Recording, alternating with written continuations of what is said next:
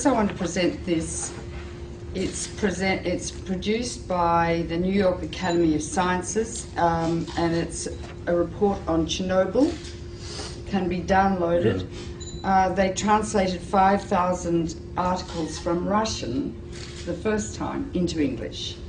It seems that nearly 1 million people have already died as a result of Chernobyl, despite what WHO says and the IAEA. This is one of the most monstrous cover-ups in the history of medicine, because everybody should know about this.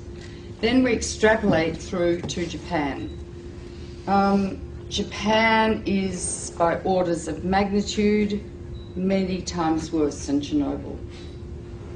Never in my life did I think that 6 nuclear reactors would be at risk. I knew the 3 GE engineers who helped design these Mark I GE reactors. They resigned because they knew they were dangerous. So Japan built them on an earthquake fault. The reactors partially withstood the earthquake, but the external electricity supply was cut off, and the external electricity supply supplies the cooling water 1 million gallons a minute to each of those 6 reactors. Without the cooling water, the water falls and the rods are so hot they melt, like at 3 Mile Island and at Chernobyl. So the emergency diesel generators, which are as large as a house, got destroyed by the tsunami. So there is no way to keep the water circulating in the reactors. Also, on the roofs of the reactors, not within the containment vessel, are cooling pools.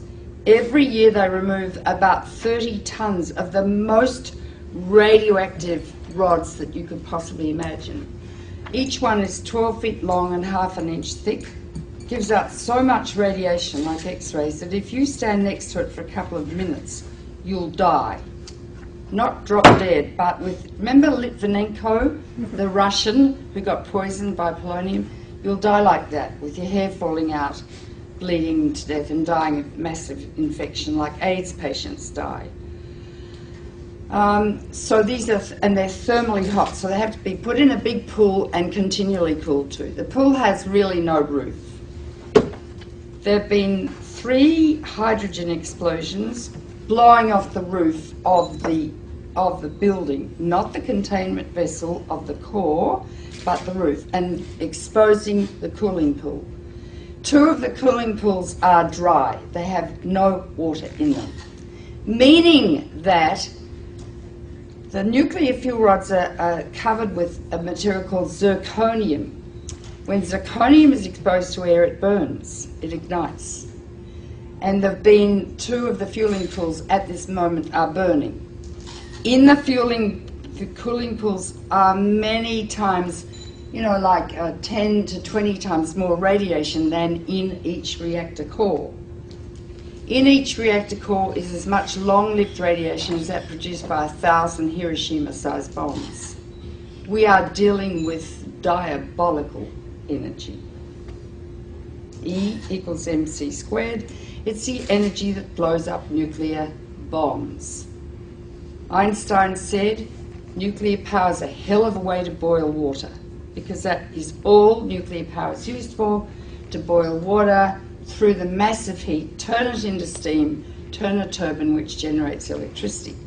Now when you fission uranium, 200 new elements are formed, all of which are much more poisonous to the body than the original uranium. Although uranium's pretty poisonous, America used it in Fallujah and Baghdad, and in Fallujah 80% of the babies being born are grossly deformed. They're being born without brains, single eyes, no arms.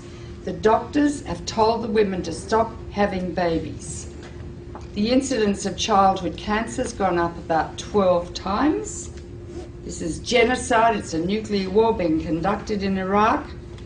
But uranium that they're using lasts for more than 4.5 billion years. So we're contaminating the cradle of civilization, the coalition of the willing. In the nuclear power plants, however, is a huge amount of radiation. 200 elements. Some last seconds, some last millions of years. Radioactive iodine lasts 6 weeks. It causes thyroid cancer. That's why people are saying better take potassium iodide, because that blocks the thyroid uptake of radioactive iodine, which later can cause thyroid cancer. In Chernobyl, over 20,000 people have developed thyroid cancer. They have to have their thyroids out, and they will die unless they take thyroid replacement every day, like a diabetic has to take insulin. Strontium-90 will get out. It lasts for 600 years. It goes to the bone, where it causes bone cancer or leukemia. Cesium lasts for 600 years. It's all over Europe. 40% of Europe is still radioactive. Turkish food is extremely radioactive. Do not buy Turkish dried apricots. Do not buy Turkish hazelnuts or dried... the Turks were so cross with the Russians, they sent all their radioactive tea over to Russia after Chernobyl. But 40% of Europe is still radioactive.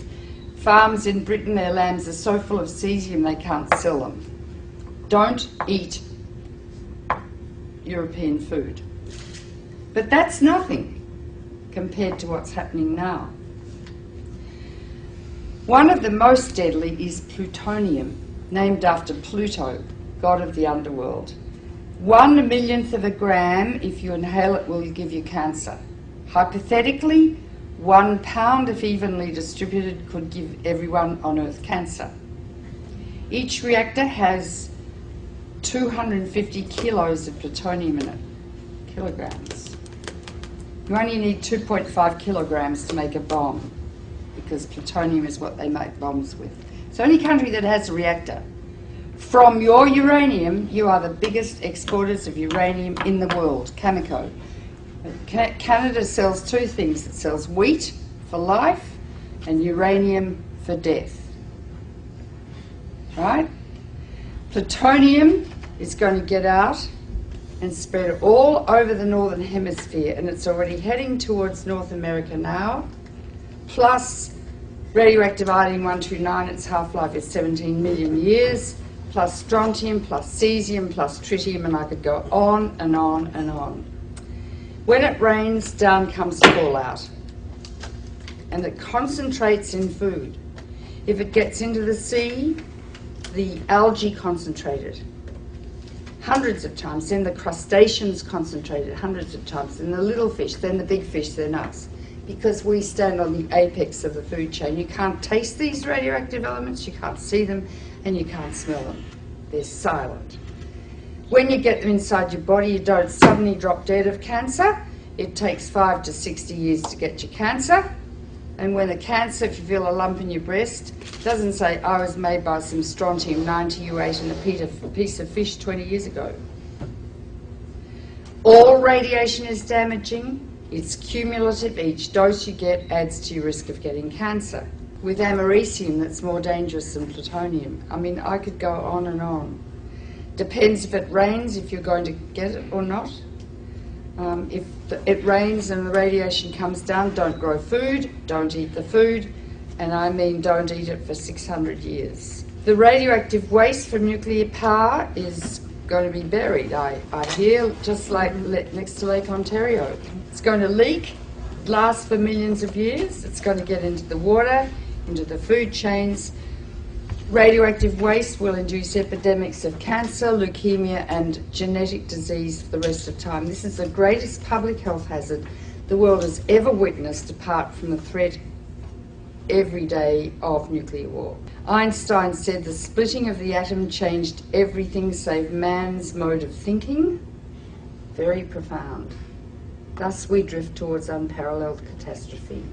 We are arrogant, we have a lot of hubris, and I think the reptilian midbrain of some men's brains is pathological.